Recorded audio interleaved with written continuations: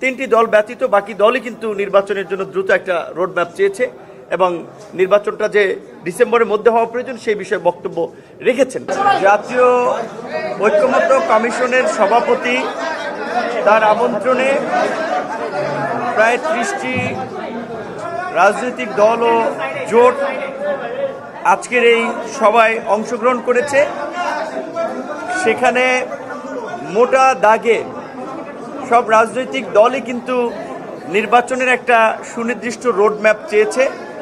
আমরা আমাদের দলের পক্ষ থেকে আমরা পরিষ্কারভাবেই বলেছি যে সংস্কার নিয়ে আগামীকালকে আরেকটি মিটিং রয়েছে 11টা। এখানে কার্যত আমরা মনে করি যে সংস্কারের বিষয়ে ইতিমধ্যেই একটা ঐক্যমত্য তৈরি হয়েছে, আর মিটিংয়ের প্রয়োজন হচ্ছে না। এখন বাস্তবায়ন করার আসলে পালা। বাস্তবায়নের ক্ষেত্রে আমরা যেটা মনে করি যে কিছু কিছু সংস্কার অধ্যাদেশের মাধ্যমে বাস্তবায়ন করা যাবে, কিছু কিছু সংস্কার বাস্তবায়নের ক্ষেত্রে সংবিধানের পরিবর্তন প্রয়োজন হবে, সেটার জন্য নিশ্চয়ই একটা পার্লামেন্ট লাগবে, এবং কিছু কিছু সংস্কার চাইলে এখনই বিভিন্ন মন্ত্রণালয় তাদের নিজস্ব ব্যবস্থাপনায় কিছু আইন অধ্যাদেশের মাধ্যমে বাস্তবায়ন করতে পারে। তবে যেহেতু বাংলাদেশের 50 বছরের ইতিহাসে আমরা এইটাকে আমাদের একটা ঐতিহাসিক প্রেক্ষাপট হিসেবে আমরা মনে করি, সেজন্য আমরা বলেছি যে এই ঐতিহাসিক প্রেক্ষাপটে রাষ্ট্রের সংস্কারগুলোতে যে আমরা এতগুলো রাজনৈতিক দল এবং নাগরিকরা ঐক্যমত্য পোষণ করছি, এইটাকে জুলাই সনদ না বলে বরঞ্চ একেবারে এটাকে একটা জাতীয় সনদ হিসেবে আমরা গ্রহণ করে একটা গণভোটের মাধ্যমে এর একটা গণভিত্তি দিতে পারি। দ্বিতীয়ত, আপনারা জানেন যে গত কয়েকদিন আগেও থাইল্যান্ডে বেশ কয়েকজন আহত শিক্ষার্থীকে চিকিৎসার জন্য পাঠানো হয়েছে। তাদের যতটুকু আমরা দেখেছি অনেকেরই শারীরিকভাবে পঙ্গুত্বের একেবারে শেষ প্রান্তে চলে গিয়েছে। তাদের চিকিৎসা এখনও বিদেশ পাঠাতে সময় লাগছে, এখনও অনেকে যেতে পারে নাই, 9 মাস লাগছে। তো এর মধ্যে দিয়ে আমরা প্রধান উপদেষ্টার সামনেই জাতীয় ঐক্যমত্য কমিশনের সদস্যদের আইন উপদেষ্টা ছিলেন, আমরা পরিষ্কারভাবে বলেছি তারা জুলাইয়ের আহতদের চিকিৎসার ব্যবস্থাপনা এবং তাদের সহায়তায় ব্যর্থতার পরিচয় দিয়েছে যারা দায়িত্বে ছিলেন। সুতরাং এইটা সেনাবাহিনীর কাছে দিলে ম্যানেজমেন্টটা ভালো হবে।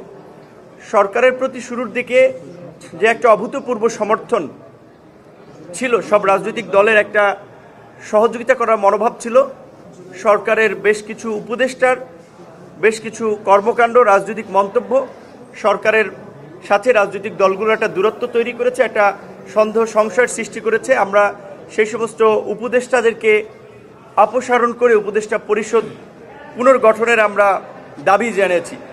একই সাথে আমরা এটাও বলেছি অতীতের ঘটনা টেনে যে আপনারা জানেন যে 2023 সালের 28 অক্টোবর বিরোধী দলের আন্দোলন সংগ্রামের পর 24 সালে যে নির্বাচন হয়েছিল, সেই নির্বাচন সম্পন্ন করার জন্য তৎকালীন ফ্যাসিস্ট সরকার এবং তার দোসররা প্রায় 32,000 বিরোধী দলের নেতাকর্মীকে গ্রেপ্তার করেছে।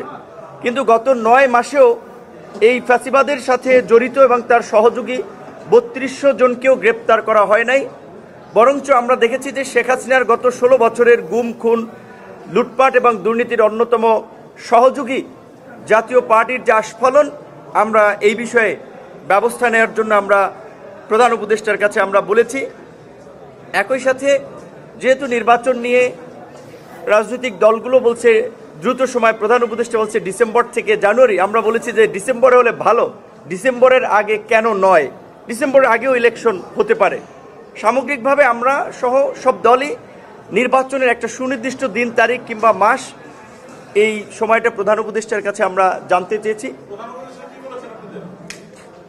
তিনি নির্বাচনের বিষয়ে ওইভাবে আসলে এই বক্তব্য মোটা দাগে সব রাজনৈতিক দলই বলেছে, এবং জাপানে যে নিকি এশিয়া ফোরামে যে একটা বক্তব্য এসেছিল শুধুমাত্র একটি দল নির্বাচনের ডিসেম্বরে চেয়েছে, এই বক্তব্যটি যে সঠিক নয় সেটা ওখানে বলেছে অনেক দলই। তো নির্বাচন পত্রপত্রিকা 54টি দল, এবং আজকেরও আই থিঙ্ক